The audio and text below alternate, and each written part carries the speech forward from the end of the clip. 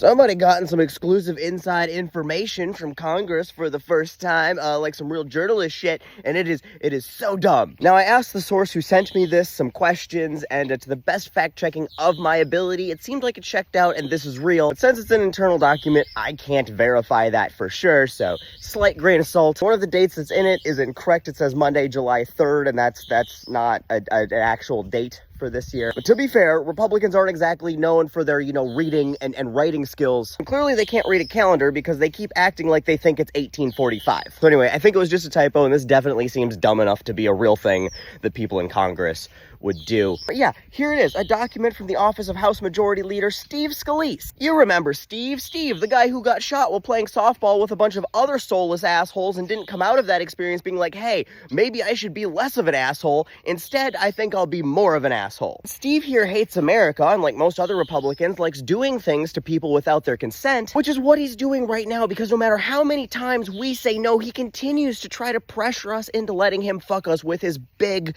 bill that he keeps telling us is beautiful, even though we know it's not. Steve, if you gotta tell us it's beautiful, you're overcompensating. Because we're not buying it, and he can't Cosby cocktail us all. He's trying to get his friends to tell us how beautiful his big bill is, in the form of a competition. Like they're in middle school. We have a point system for how many points you get for the different ways you talk about how big and beautiful his bill is. That's weird. Maybe. And just maybe, now hear me out. Instead of trying to gaslight us into believing that your bill is big and beautiful when it's not, maybe just write less shitty legislation that, doesn't fuck us. We have a lot of experience getting fucked by your big ugly bills. You all have been shoving your big ugly bills down our throats without our consent since we were babies. We know what a big ugly bill looks like, Steve. You're not going to be able to trick us into thinking yours is beautiful. You can sweet talk us all you want, but there is no getting around the fact that your big bill looks like it's got herpes. And we don't have any interest in touching it because, we don't want to catch anything, especially since you're getting rid of all of our medical care. And it's weird enough, like super weird, that you're having this whole strange competition where you're trying to get other members of Congress to compete to tell us that getting fucked by your big ugly bill will actually be amazing and not leave us with incurable diseases and years of trauma we'll need therapy for. But who the fuck came up with this top prize? Lunch with Carolyn Levitt? Did you try getting him a play date with Jigsaw, but he had a scheduling conflict? Or what about lunch with Jeffrey Dahmer? I know he's dead, but he's still less dead inside than most of Congress. I think most people would rather eat glass while listening to Baby Shark on repeat for 10 hours straight than have lunch with Carolyn Levitt, but